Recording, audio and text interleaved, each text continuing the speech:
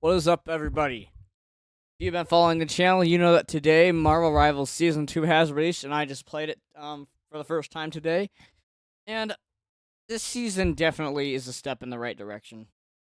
We have one new character added, known as Emma Frost. If I'm mistaken, Emma Frost for being in the game in Season 1, I apologize.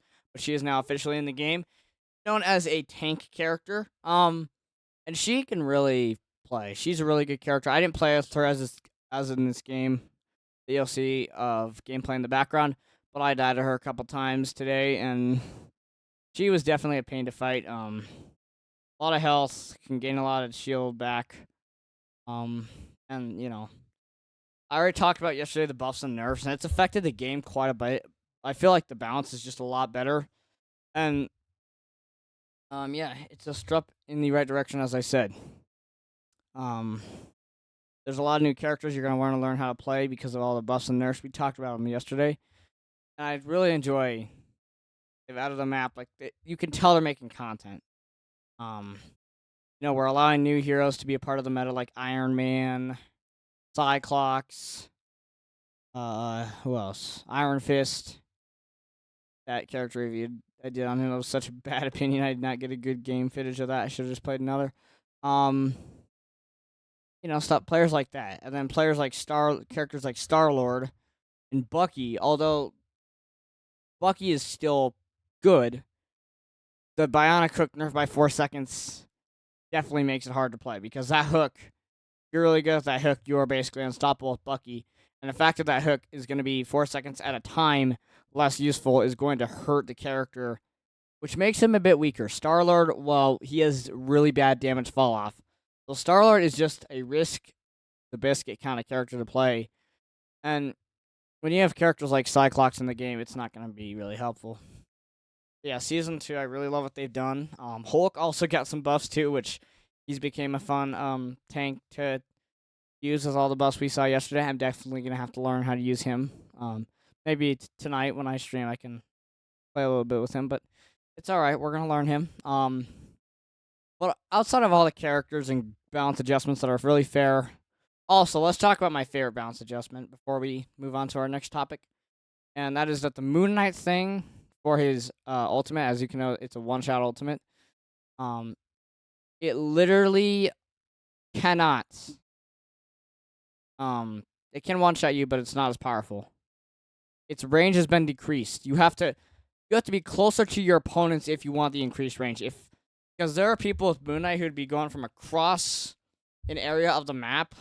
So let's say like in the mission area one, you have one team that's on their side of the mission area, and the guys past the mission area, let's say 20, 30 meters away. From 30 meters away, he can just throw that down, and if 5 people are standing there, that moon haunts you, ultimate, he can just kill you. Now he actually has to pressure you, which I think is a good change. It balances it out. It makes it that high risk, high reward play. And by the way, that in shooter games is what makes shooter games so fun to play.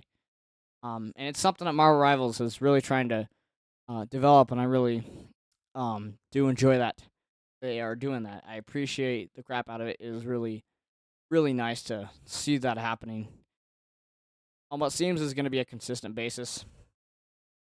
We also have other players like Rocket Raccoon, who have had like tweaks to the healing, but also has made like the healing better. Players like that are really fun supports, where creativity can really make it fun to play. I feel like we're just allowing new characters to kind of be the meta a little bit, which is pretty fun. If Marvel Rivals can make the game fun based on their balancing, can make new things good and not, I think that's just nice. Where they have so many characters, they kind of split between being good and bad instead of adding it and it being trash or not. They can add a couple characters, but use good character balancing so that new ones can rise, and then ones we already used can kind of lower, so we don't get bored. And we have our new content is being forced to learn new characters because they are so strong. That is what makes this game really fun, and I hope that they continue to do this. And again, our final topic of this short video, and our biggest part is the ranked system. Guys, Marvel Rivals has cross-platform play, And from what I've heard, console is it's really hard to play on console because of how low the FPS is.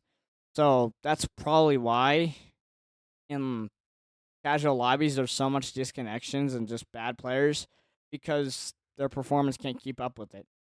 But nonetheless, ranked has been greatly improved, so you don't have to play casual. And man, oh man, what a great job they've done. They've made a major adjustment to rank where they're making it where you have to, like, your own play, not your team, your play as a individual is determined towards you ranking up or not. It is not a team play that ranks you up or not, it is your individual play. This is an amazing change. I just remember when I started playing ranked, final week of season 1, there were times where there's Spider-Mans who are like 42 skill deaths, and clearly they belong in higher ranks. Why are they not in the higher ranks? Because their ranking is being counted on how their team plays. Now, if there's Spider-Man's going 40 kills, 2 deaths, and bronze 3 lobbies, they're just going to get major up ranks. They've also made it where characters can be banned. You can ban characters at gold 3, I believe it is. And also, they've set back everybody 9 divisions on ranks. So it kind of makes the rank grind pretty fun. It's a step in the right direction. Again, I think it can be better than that, though. I would rather have it where they do like placement matches. I don't know how many. 5 to 20 is really good range for me.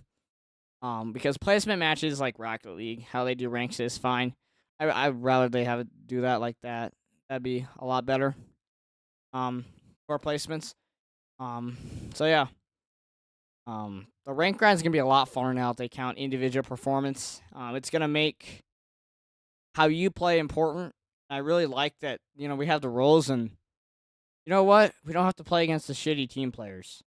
If we have shitty team players and we're a good team player, all right, the game will rank us up. And that's okay. I really enjoy that part. I'm going to let some gameplay play out in the background. But for now, thank you all for watching. I will see y'all in the next one. Enjoy Season 2.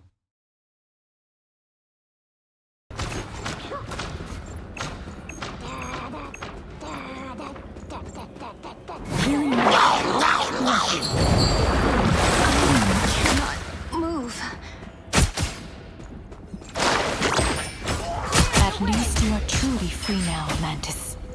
Chap, come on. You gotta get up. Bionic link. Stand your ground. Here they come now. Guide my spear.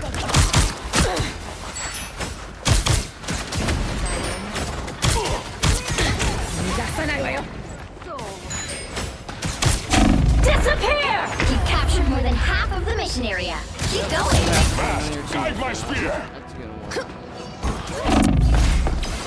Wounded. I don't give up so easily. Everybody, I have a statement to tell you. Don't play casual anymore because you don't need to. Rank has been Friends, adjusted. gather where around. it Control actually, lost. put people on individual performance higher, so we don't have 40 kills, 2 deaths, Spider-Mans, and bronze 3 lobbies. So yeah, please play rank. At least you are truly free now, Mantis. The match makes rank grow. Look at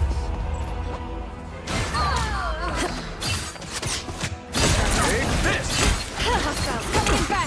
Your team's capture progress has passed the halfway I'm point. the only one with a winning KD team.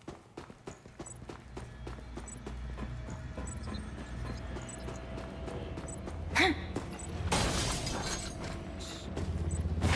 love mind games. You belong to me! Why is it? They're going that way in the. Impervious!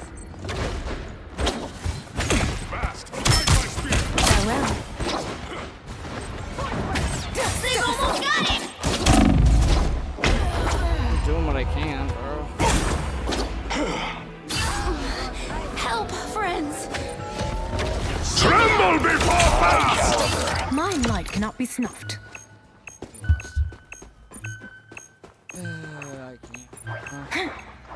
players.